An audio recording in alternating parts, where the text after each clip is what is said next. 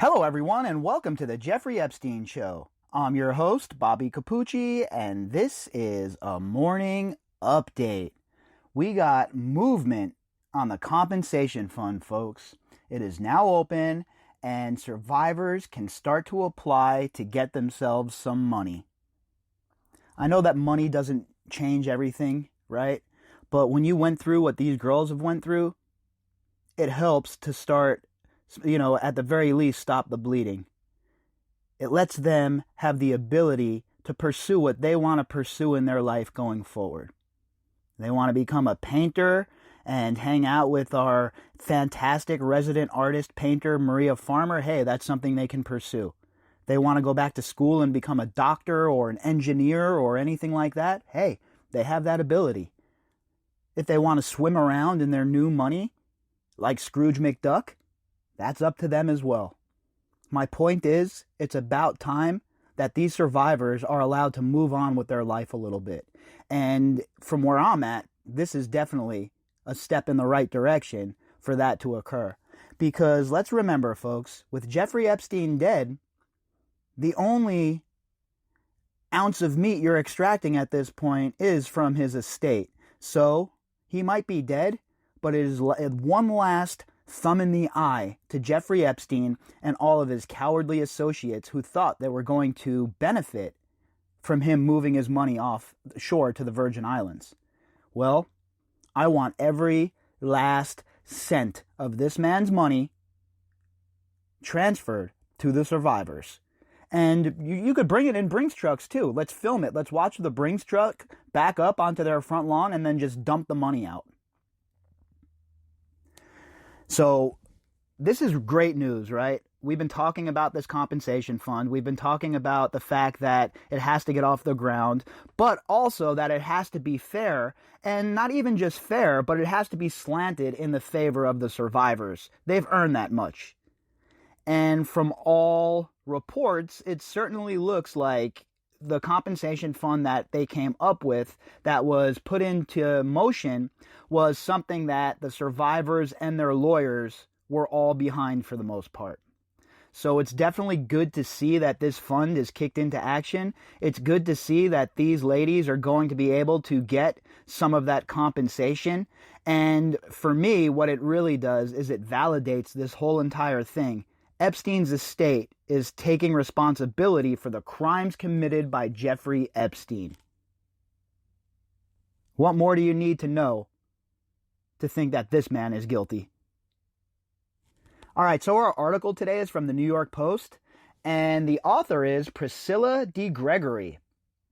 Headline: Jeffrey Epstein accusers can now apply for survivors' compensation fund.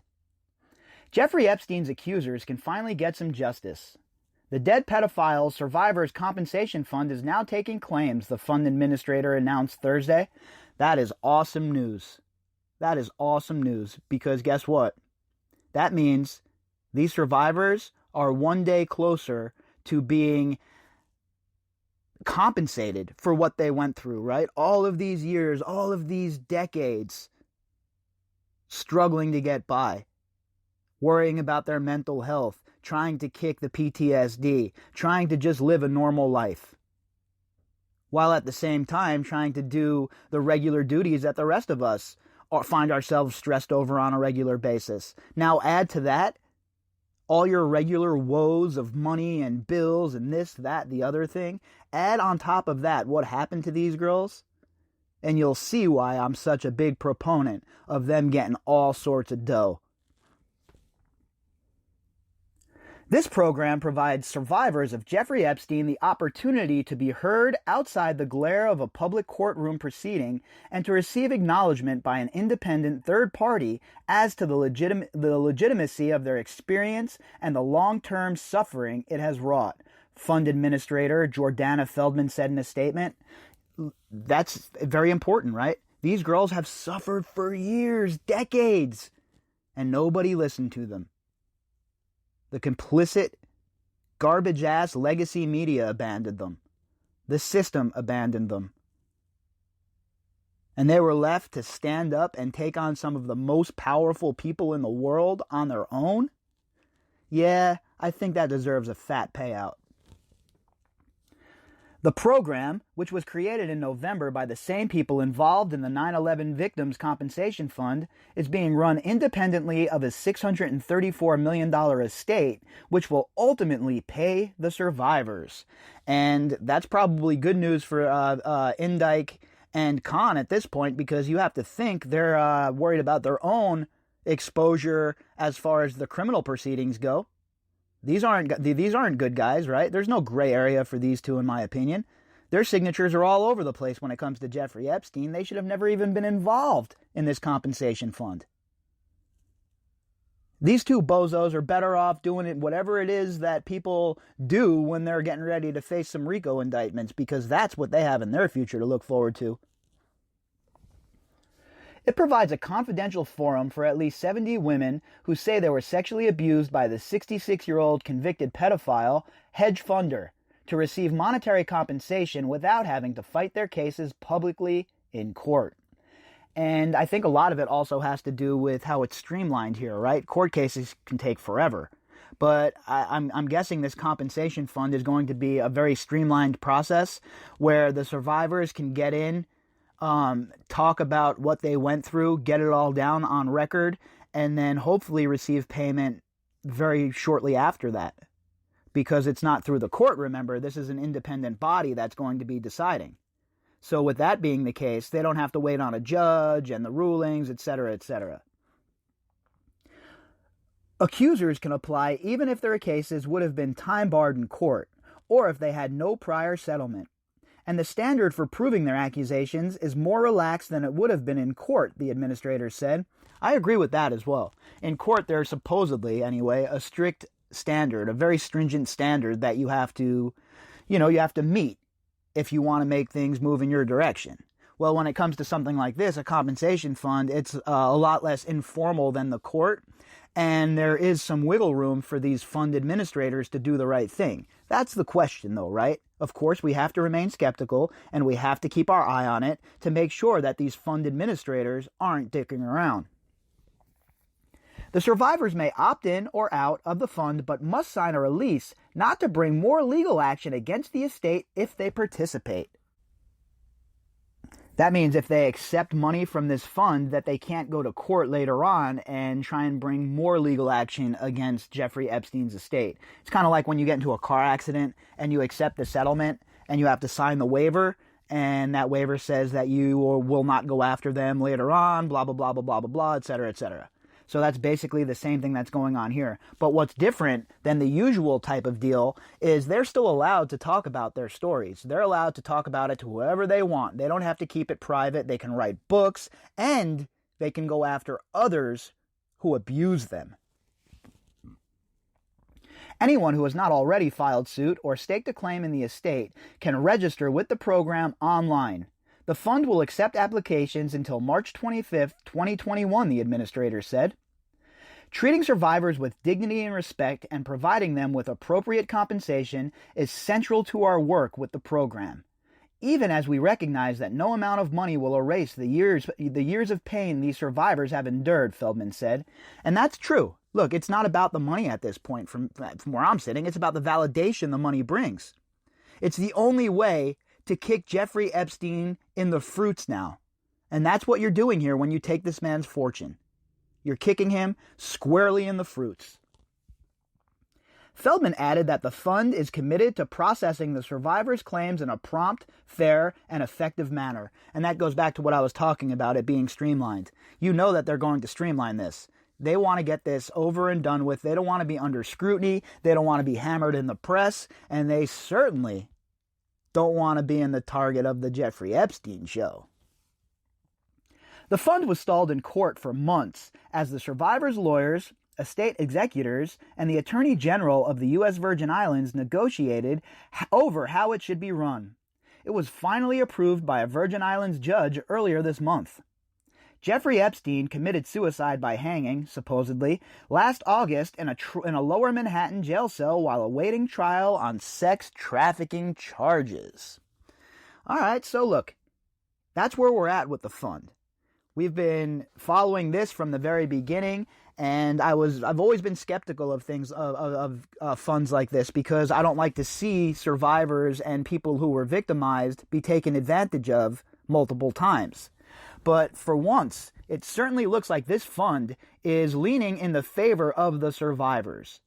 Now, obviously, I haven't sat down and read every little bit of the documentation that has to do with it, right? There could be things that I'm missing here that make it not as good of a situation as one would think. But from the outside looking in, this is what we call progress, folks. And this is what we call the first step towards justice.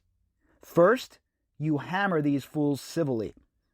Take as much money from them as you possibly can.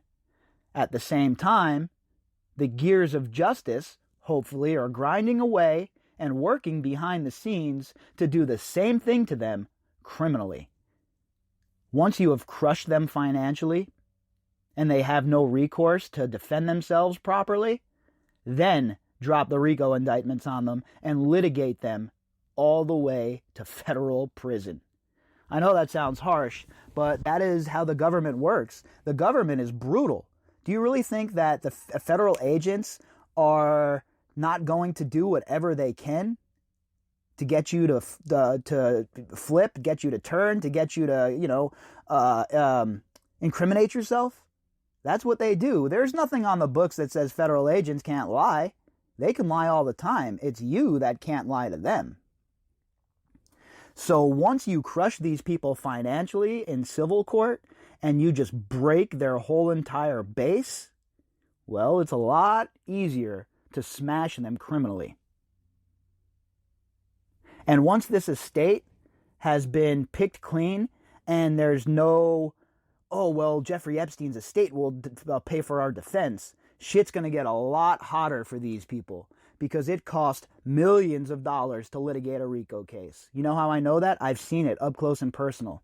I've seen what it does to families. I've seen what it does to the finances of families. And unless you're packing Jeffrey Epstein kind of money, a RICO case is the sort of thing that will have you end up in the poorhouse. And I certainly hope that's where we're going with this, because in the civil portion of the case, it seems like things are certainly moving in the correct direction, right? It seems like things are certainly going the way that they should be going. Now, like I always say, like my great-grandmother used to tell me, until it's in the palm of your hand, though, you don't have it.